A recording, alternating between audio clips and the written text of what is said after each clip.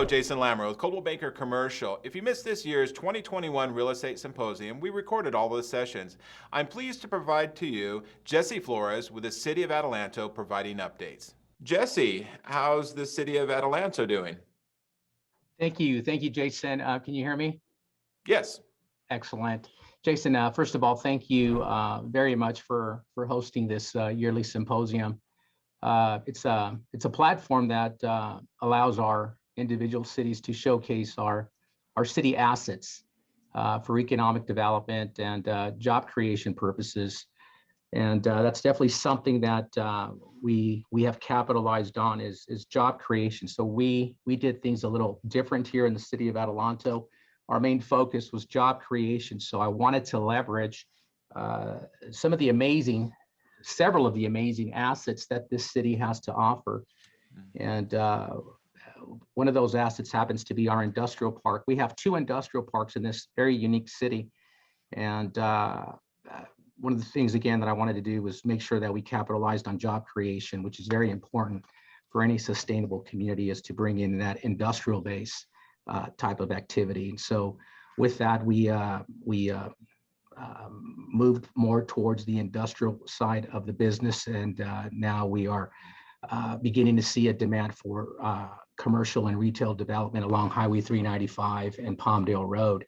We started out by, with some of the big industrial companies, attracting some of the big industrial companies into our industrial park area, such as Clark Pacific, General Atomics, Clark Pacific being one of Southern California's largest concrete manufacturers. They relocated their Irwindale plant up here to our city on 110 acres, and they're going to be relocating their Fontana site here shortly as phase 2.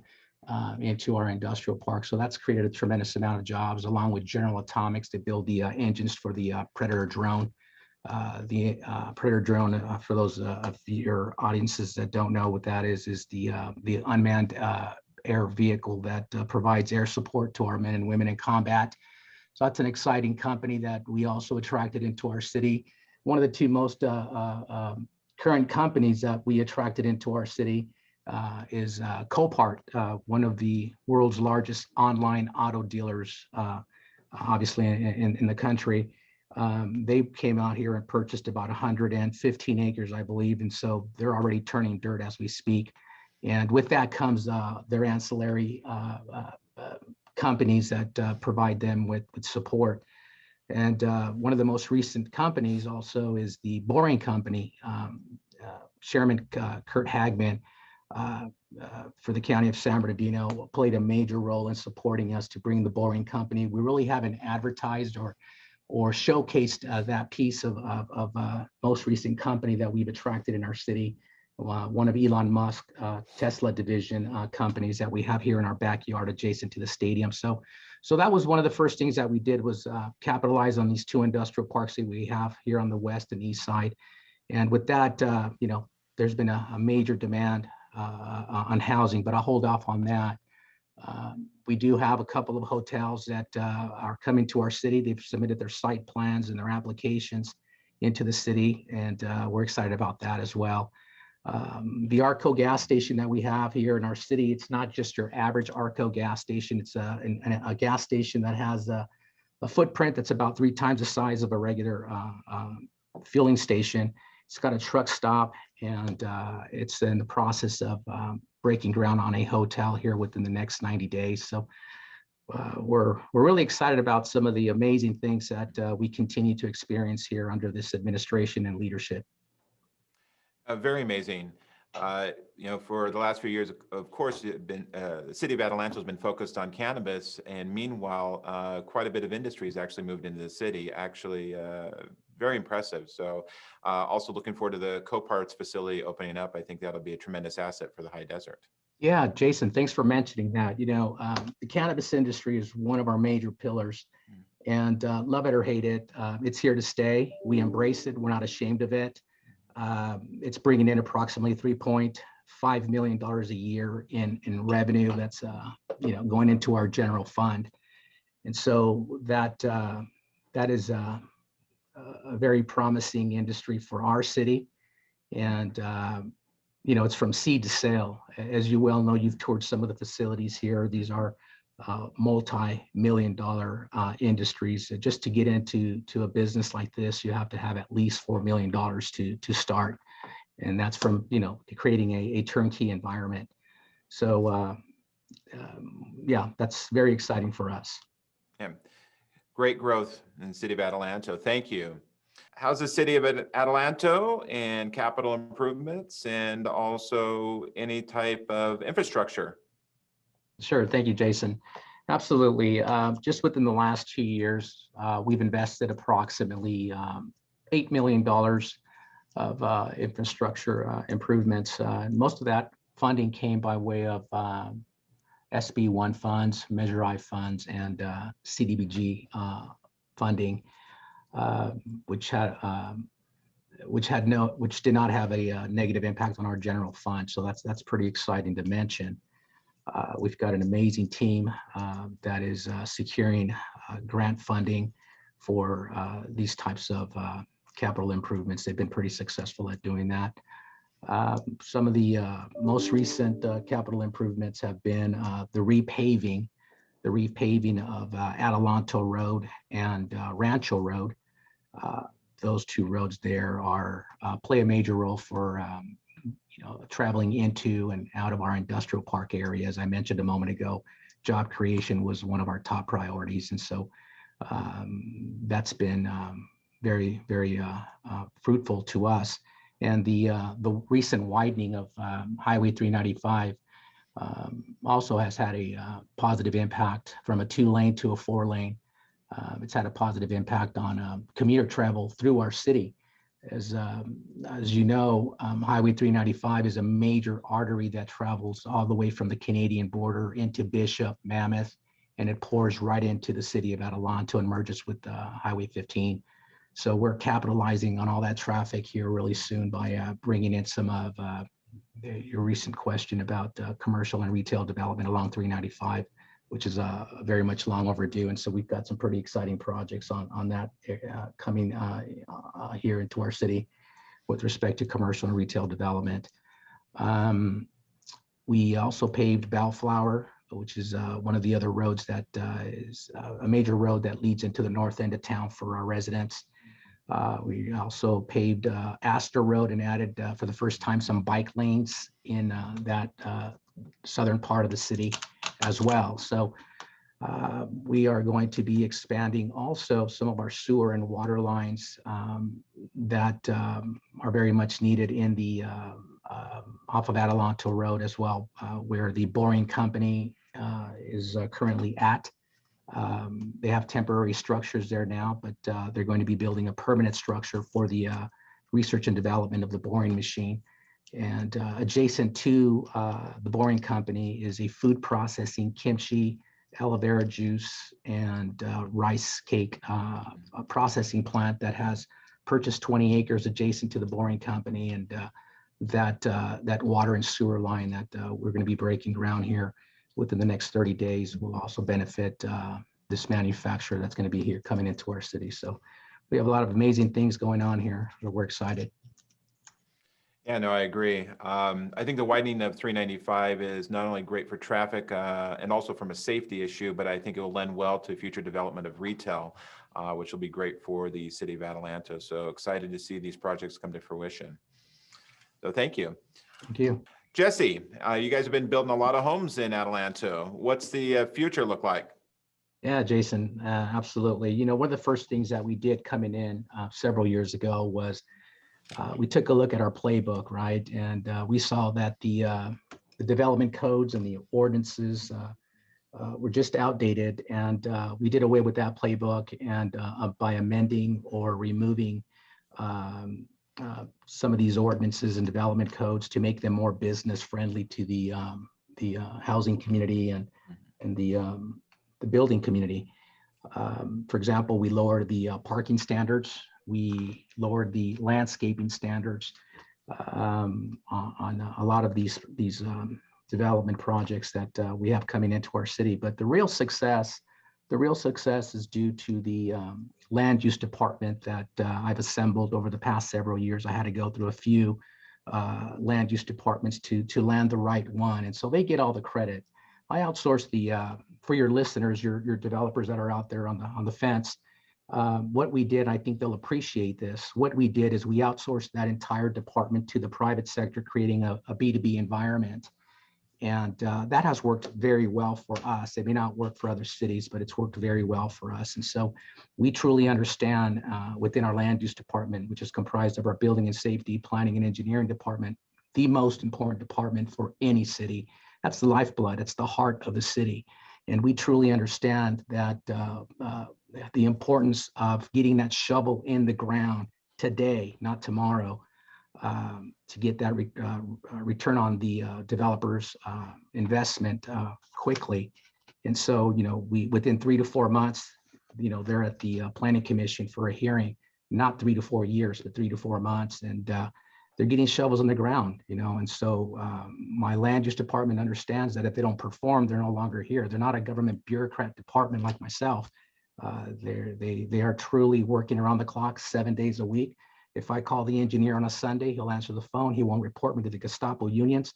And so that's what this city needs is activity. And so we've attracted home builders such as our neighboring cities have done for many years, the D.R. Hortons, the Frontier Communities, and the K. Havinian Homes. With the tremendous amount of jobs that we continue to create, that's creating a demand for housing. So, that's some more exciting news to share with you. Thank you very much for participating today.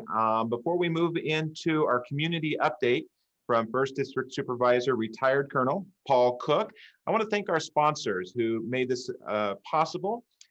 Casey with Armstrong Fairway Insurance, the City of Hesperia, the City of Victorville, Southern California Logistics Airport, Enterprise Funding, Flagstar Bank, Mortgage Solutions Financial, Shannon with Saddle Rock Reverse Mortgage, and Flagstar Bank, along with our bronze sponsor, Desert Valley Hospital and Desert Valley Medical Group, and also Citizens Business Bank and Coldwell, Kennedy, and Porter. Thank you very much.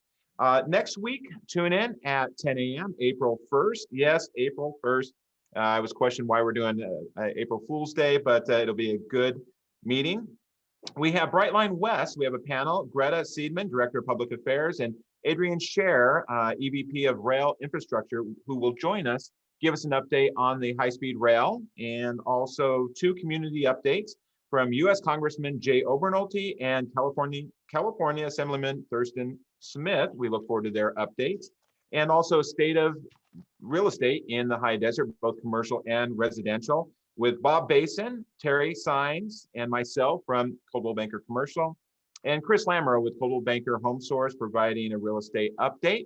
And with that, thank you for tuning in. We're going to go ahead and play the community update from Paul Cook. Thank you very much. I want to tell you a few things that are going on in the county, and I hope all the high desert realtors are having a great symposium. I love symposiums, as long as they don't have to talk. But no, seriously. There's a number of things that are going on, and I'm going to give you quick and dirty on some of these so you know what's going on. One of them is not in my district per se, but I think in the future it might be, and I used to represent it, and that's Barstow. And this is the North First Avenue Bridge over the BNSF Railroad. We're working with Barstow, Burlington North Santa Fe Railroad. This bridge was built in the 1930s, and it's really, really dangerous. And so hopefully we can get this done. I was trying to get some federal money that we might be able to use. And just recently, I don't know if you heard about it, but out in Ludlow, there was a huge train derailment. So some of these things are going to affect the areas, and I wanted to mention that one. Okay, speaking of trains, the Brightline connection in Las Vegas. This is high-speed rail. I think it can work. I've talked to a number of folks. It's going to be from Las Vegas to Los Angeles. but because of trying to get the permitting and everything like that, the interim connection might be from Las Vegas to Victorville, and then we're going over to the follow the 18, parallel the 18 to the Metrolink and come down through that area as opposed to coming right along next to the I-15 into Los Angeles. That's going to be great. We got a lot of hiccups on it, but we're working on it, and I think we might be able to get it done. The project, 260 miles, and 30% of the design phase is complete. We're not there yet, and where we're going to go and everything like that is going to be a challenge. The other one, Mountain Pass Mine, the corporation is MP Materials. I've been fighting this battle for years. It's in my district. It's the only integrated rare earth mining and processing site in North America. And they're going to expand operations using a combined heat and power plant that will eliminate the old diesel-based equipment, which is a big, big thing with the environmentalists. I have some issues, national security, in that right now they outsource it to China. So I can't believe we're doing this. We need these things for airplanes, defense, this and that. And we've been giving it to China. Anyway, no comment on that. But I've really been supportive. We got language written back when I was in Congress to some of the areas.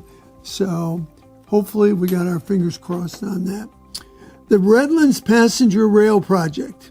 This is intended to advance regional transportation, connecting San Bernardino residents to businesses, services, and I'm pretty sure it was connecting to the college out there at Cal State, one of my alma maters. So, and that was part of the reason years ago I was supporting this big time. This is the city of San Bernardino, 2 Redlands, and it's going to be transportation and hopefully maybe buses, autos, integrated transportation network. This is supposed to open in 2022. I don't know if we're going to make that, but optimistic. Another one which is really, really exciting, I think, a tunnel connection to Ontario. And this kind of shocked me a little bit. But SAMBAG, or San Bernardino County Transportation Authority, the board of directors, we gave the agency the approval, and they're in the contract negotiations with Boring company, Boring, like in previous Paul Cook speeches, Boring, for the construction of a tunnel connection from Rancho Cucamonga Metrolink to Ontario Airport. Now, the beauty of this is going to be a 4-mile tunnel underground, surface stations. You come up, and believe it or not, some of the technology on that, it's cheaper when you use a tunnel than all the permits and everything like that. So we're kind of excited about that. We'll have, as I said, this is supposed to be completed in 2025.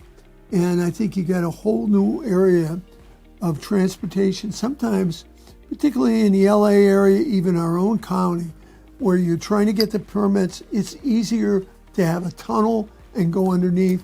So we're going to follow this. There'll be more updates. I got the West Valley Connector Project. This is 100% zero emission bus rapid transits. First stage of the zero emission bus initiative, and this is the bus rapid transit system in the country. This is our second one again. Included as phase 1 is 21 stations, connect to Ontario International Airport, 2 Metrolink stations, various recreational destinations such as Ontario Mills and Victoria Gardens. I try to keep my wife out of there so she doesn't spend too much money, so she's not going to have access to it. Anyway, the project is currently in the design phase and is anticipated again 2025. The last one I want to talk to you about is Zero Emission Multiple Unit Project. ZEMU, like emu, but with a Z, I guess. This will include the first battery and hydrogen-powered passenger train in North America. It's kind of exciting stuff. And this will service the county of San Bernardino. And you'll have, once again, there's been a lot of attention to green pathways with the roads and trucks, and more attention is being focused on our rail sites. It's in the planning stage, and simply because of the nature of it, and I'm talking about green projects, right now you're going to be able to get money for some of those things. So I give you a quick and dirty on a lot of different things that are going on. It's pretty exciting. And I'm not going to promise you and say, oh yeah, they're all going to be completed. But I'm very optimistic that we can get something that'll help us with transportation and with some of the traffic problems we have. And the technology on some of these things that's here, we got to follow through, and you got to keep plugging. So I'm very optimistic about this, and hopefully this will improve the whole area in terms of the issues that you guys and gals deal with. So I'm going to let you guys get back to your symposium, and you can tell your lies. I'm always free to talk to you. And the realtors have been supporting me for years, and I can't thank you enough. But I believe in growth. I believe in doing it right. And some of these mechanisms, which I've outlined, I think will enable us to do it. So I'll be talking to you again, and I hope this helped a little bit. Thank you. Everybody stay safe, particularly your families. Bye-bye.